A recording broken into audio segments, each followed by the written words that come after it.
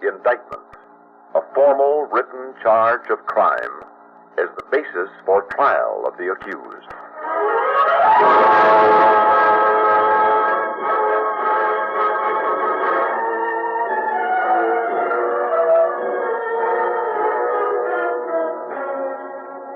Indictment.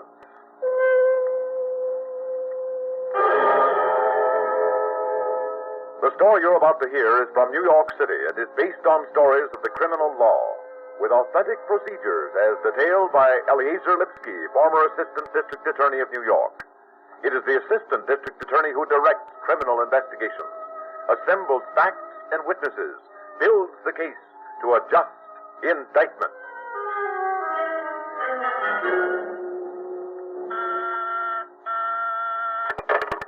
Yes, Miss Levinson. Mr. Wilbur Dell to see me. Dell. Attorney? Oh, yes, the writer. Yeah, all right, send him down. Me and my big mouth. Now what? Oh, I got involved in a literary conversation at a cocktail party some time ago. A fellow there started flaring his nostrils and champing at the bit when I said I was an assistant DA. And you said, drop around the office someday when you're in the neighborhood. Well, don't brush him off on me. Writers. Come in. Well, hello. Mr. Dell, I'd like you to meet Detective Tom Russo. Mr. Russo's attached to this bureau. I do. Pleased to meet you, Mr. Dell. Mr. McCormick, It can wait, Detective Russo. It can wait. Yeah. Now, Mr. Dell, what can we do for you? Help me write the last chapter of my book. What? I just need a little information. Well, a lot of information. About a crime of the torrid 20s. You see, in my book, I'm devoting a chapter to each aspect of American life in the 20s. I've got one I call The Man Who Walked Away. Judge Mountain. Right. Another I call The Day the Bottom Fell Out. Wall Street, Black Friday. Mm-hmm. And what's your title for the chapter on crime? And then there was one. All right, I'll bite. One what? Detective Russo? I pass. Well, surely you haven't forgotten the two boys who killed Honey O'Keefe in their parents' penthouse. Larry Hodder and Jack DeLesseps, of course. Two scions of the department store dynasties. Brilliant youngsters with great careers ahead of them. Yeah, killing a 17-year-old waitress and dumping her in Staten Island. I don't get your title. And then there was one. I'm surprised at you. Hodder died in jail. DeLesseps is serving life. He's been in prison for 30 years. In a way, a parallel to that Leopold and Loeb case. And you want access to the records. Well, as a citizen, you're entitled to them. Anything that isn't in the confidential file. Well, I thought that you, perhaps as an insider... Even if it was 100 years old. But I'll make everything you're entitled to available to you. Detective Russo will take you to the file room down the hall. Yes, but I thought, Mr. McCormick, that with your insight the into answer crime... is no. I don't like the idea. Why not? Why drag that up all over again? Why not let sleeping dogs lie? Is that what you think of a man who's been in prison from his 19th year to his 49th? A dog? Aren't you twisting my words? What purpose, beyond getting you and your publishers royalties, what purpose will be served by dragging him through all that filth again? Hasn't the man suffered enough? You don't understand, Mr. McCormick. I'm going to get Jack DeLesseps out.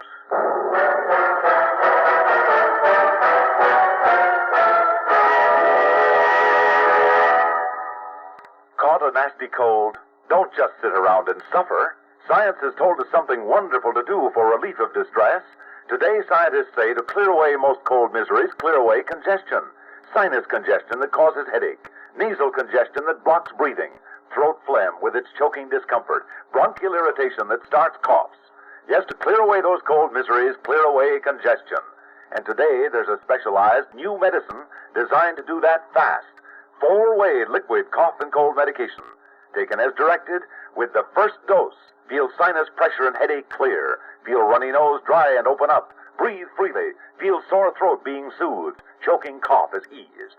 Yes, with 4-way liquid, you clear away congestion and you clear away worst cold miseries.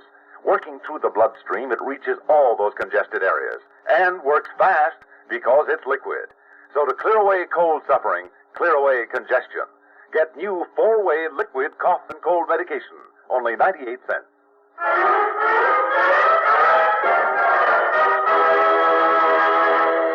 Well, Mr. Dell, so you're going to get the Lesseps out of jail. My story is going to show that with today's knowledge of psychiatry, he would have been sent to an asylum for cure, returned to society as a useful individual, instead of having to rot in Dannemora. Got it written already, huh?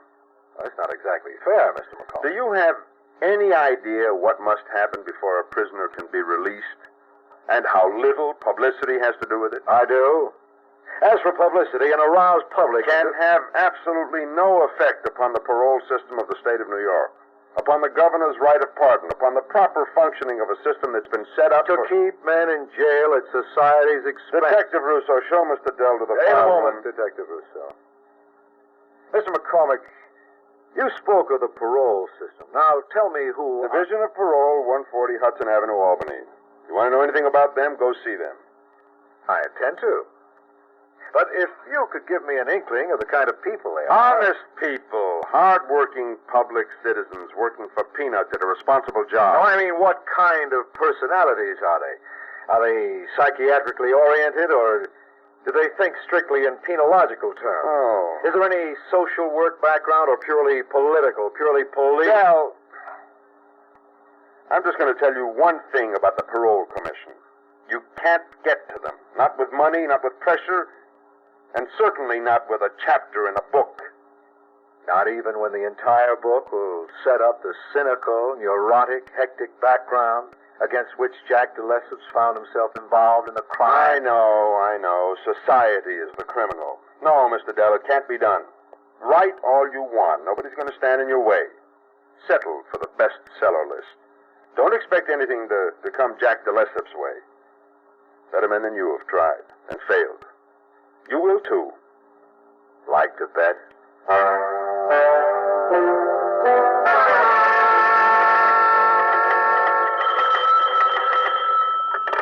Wilbur Dell. Mr. Dell, I have a message from the publisher.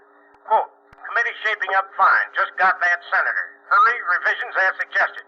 Unquote. Thank you.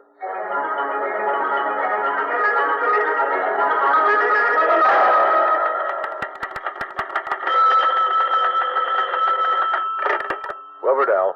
Mr. Dell, it's final on that radio and TV interview. Is there any chance of having Jack de Lesseps on with you?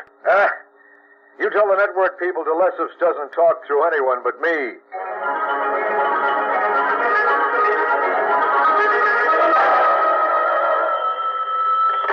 Wilbur Dell. Dell, a report on syndication.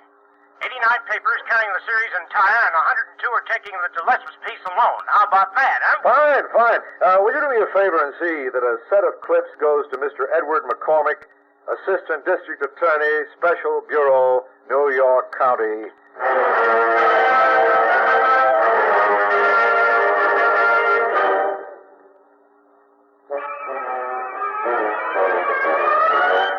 Of all leading filtered cigarettes, Kent filters best. Kent filters best. It makes good sense when you smoke Kent. Kent filters best. Of all of the brands of cigarettes, Kent tastes the best. Kent tastes the best. A richer taste than all the rest. Kent filters best.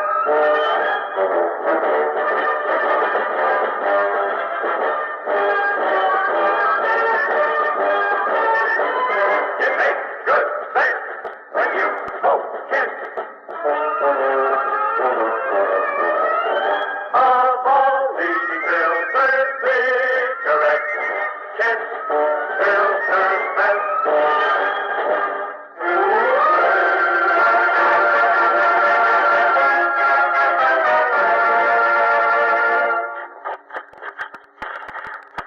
What's that, Ed? Nah, more of the same. Really turning it on for fair, You mean twisting the knife? He writes well, you have to admit that. Huh? Here, get a load of this. 3 generations of criminals have passed Jack de Lesseps' cell. 30 years ago, the whisper would ask, "That the kid who murdered the girl?" 20 years ago, the voices would say, he what? Oh, yeah, the girl. What was her name? Wasn't there another guy in on that? 10 years ago, de Lesseps. Who he? Think it'll get him any place? Who? Dell or de Lesseps? Both nowhere. I tell you, Tom, this is a different age. True, you can get the public excited about last night's crime, today's tragedy, the kid in the well, the corpse in the oil drum, today's news.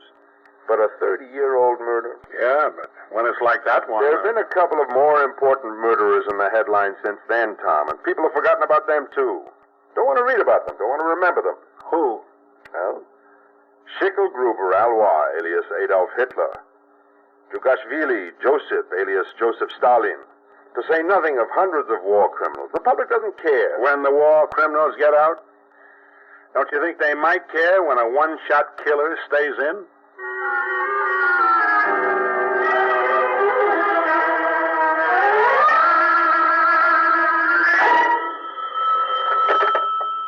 Special Bureau, Russo. Mr. McCormick, please. Albany is calling.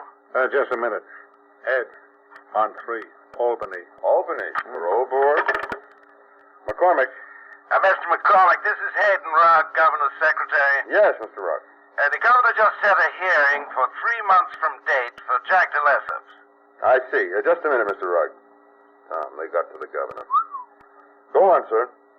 Like the way you put things together down there. Can you give us an informal report from the district attorney's point of view?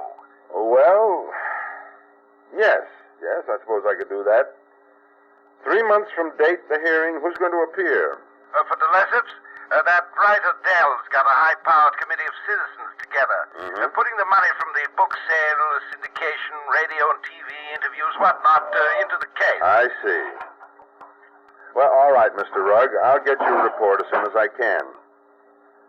I'd better begin by going up to see de Lesseps myself. Now, how do you like that? I take it you don't. Now, wait a minute, Tom. You think I'm against de Lesseps? Looks like. You don't know me yet, huh? Well, I'm not against anybody using the last ounce of legal tactics to get justice. Don't get me wrong.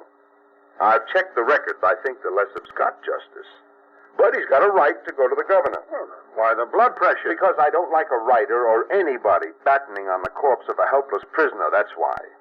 If I thought he was helping de Lesseps, fine. I'd be with him all the way. But look at this. Syndication, radio, TV, full-page ad, magazine pieces. De Lesseps. It's becoming as well known as what? As J.B. Crockett. All right, good enough. And the public got tired of that kind of stuff, too. But the serious danger is that it's pressure, Tom. It's all pressure. Makes it harder on de Lesseps than silence. I wonder what he thinks. Well, that's why I'm going up to see him. Strange. Harder on de Lesseps. The criminals of their time. I knew their names before I ever knew I'd study law, much less be a prosecutor. Harder on de Lesseps. Murder personified. And now there is one.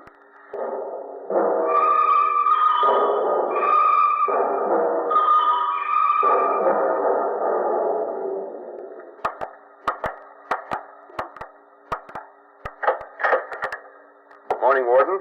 Well, Mr. McCormick. Oh, don't leave, Trustee. I was going to get the Lesseps, Warden. Well, in a moment. Just sit down a second. Right there.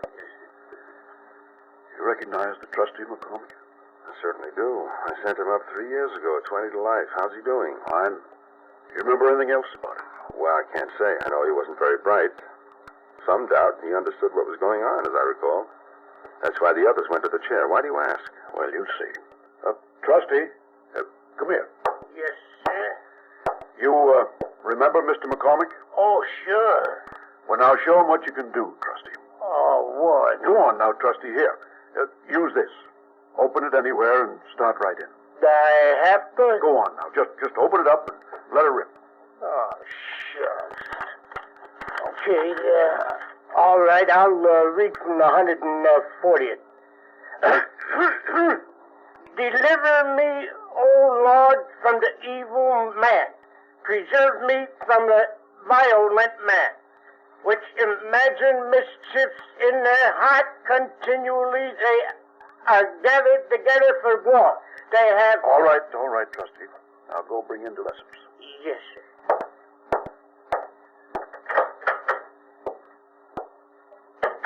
So? He reads, writes, figures, helps in the commissary. What are you trying to prove, Warden? What's it got to do with DeLesseps? This man was illiterate. Oh, yes, I remember now. Well, nice going. We didn't teach him. Who then? You mean DeLesseps did? That's right. DeLesseps has taught over 200 men to read and write since he's been here. Opened new worlds for them. He's a model prisoner. To me and my predecessors. Cooperative, intelligent, useful. He's remade men, McCormick. Remade them. And how about himself? I sincerely believe. I take it you think he should be free. Should have a chance, yes. Now see for yourself. I'll leave you alone. Come in. Oh, Jack, this is Mr. Edward McCormick, Assistant District Attorney. I'll leave you two alone. Just push that buzzer when you're through, Mr. McCormick. All right.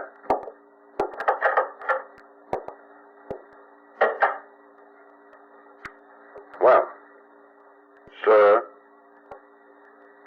you know what this is about? Yes, sir. Has Mr. Dell been to see you? No, sir, he wrote. About this move for a pardon, do you have anything you want to tell me? No, sir. Aren't you interested? Aren't you Hopeful? hope? Yes, hope. You've got some powerful people pleading for you.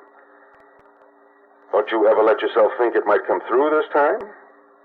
After all, how long have you been in?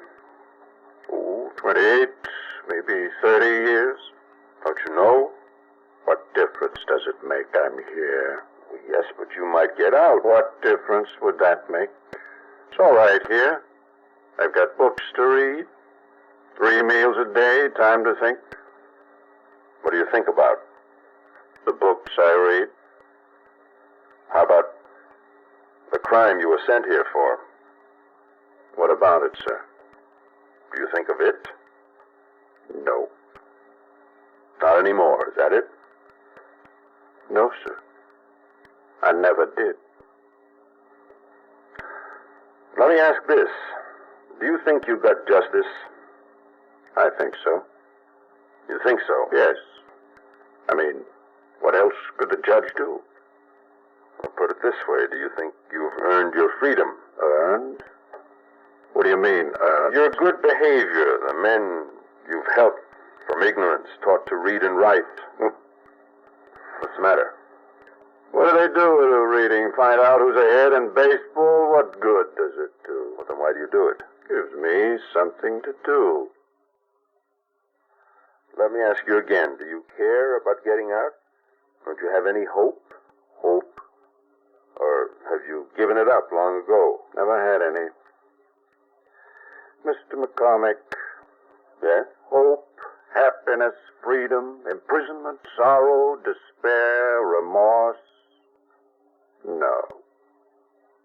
What no? They're not part of my makeup. 30 years inside do that to you, Jack DeLesseps. No, of course not. I never had any. Any what? Emotions. So when you ask how I feel about my possible release, all I can tell you is very interesting. No, not very, just interesting. What else can I say? Then you don't care what happens at the governor's hearing? Not very much. No. Do you?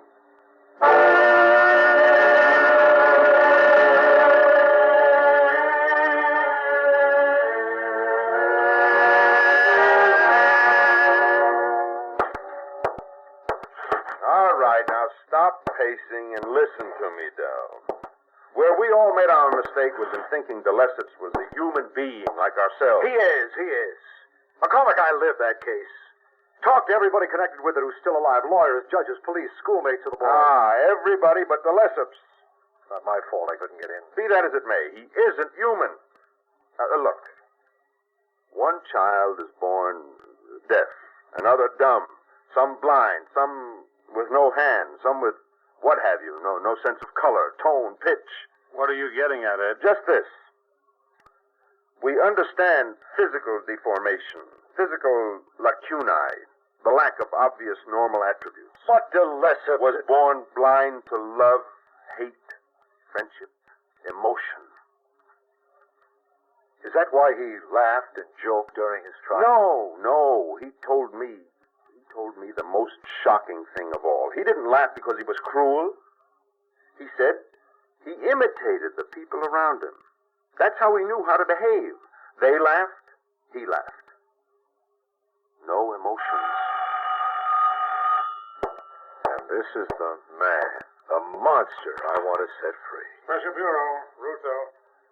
Oddly enough, Just a minute. I was on your side for a while, too. All right. Until I met him. Yes, sir, I'll tell him. It actually didn't make any difference. Whether or not the governor will take my report into consideration.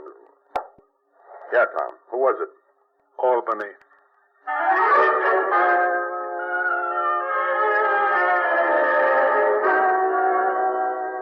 What's the word, Detective Russo? They turned him down. I wonder what did the trick. Obviously, your report. No, I'm not so sure. Maybe it was your reporting. Yeah, if we'd all left him alone and let justice take its course, maybe he'd have gotten out on a routine parole board application sooner or later. I goofed. I'd still have liked to see him, well, walk into the sunshine. Off the record. So would I. Tom. I don't know. You say, walk into the sunshine. Well, literary talk. No, you put it nicely. The trouble is, he'd still be cold. All the way through to the heart. Mr. Dell, you did a good job of merchandising. If you let me talk writer talk. But the goods was no good. Give me a good, honest axe murderer every time.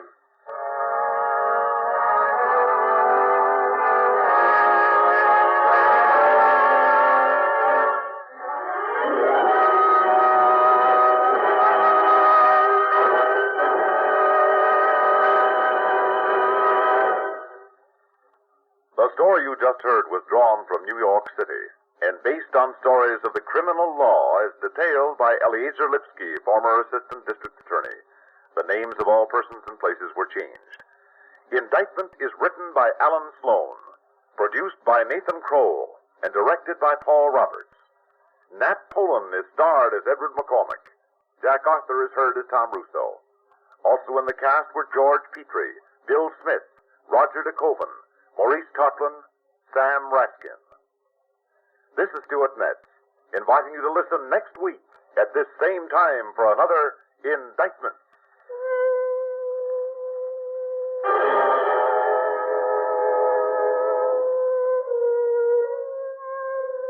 CBS Radio will score another goal on New Year's Day as most of these same stations bring you our play-by-play broadcasts of the two year-end football classics, the Orange Bowl and the Cotton Bowl games.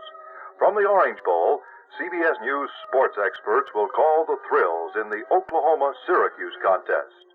Syracuse will be making its second appearance at the Orange Bowl this year with an 8-1 record. Sporting a 9-1 record, Oklahoma will make its fourth appearance. There'll be plenty of excitement at the Cotton Bowl, too, where Texas Christian will be battling it out with the Air Force Academy. The Texans have made it with an 8-2 this year, and the Air Force Academy is the Cinderella team of college football with 9 wins, no losses, and 1 tie to date. No matter where you go, no matter what else you're doing on New Year's Day, hear CBS Radio's on-the-spot broadcast of the Orange Bowl and the Cotton Bowl games, exclusive on CBS Radio. Get it first, get it right. The latest news on the CBS Radio Network.